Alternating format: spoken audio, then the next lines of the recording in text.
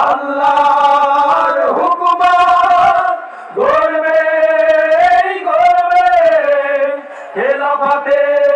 রাশেদান জনগণ নন্দিত আগামী কোরআনের কাঙ্ক্ষিত আগামী জনগণ নন্দিত আগামী কোরআনের কাঙ্ক্ষিত আগামী বাংলাদেশ জামাতে ইসলামী বাংলাদেশ জামাতে ইসলামী বাংলাদেশ জামাতে ইসলামী বাংলাদেশ জামাতে ইসলামী নীলিমা নতুন কথা বলবে নদীরা দ্বিগুণ বেগে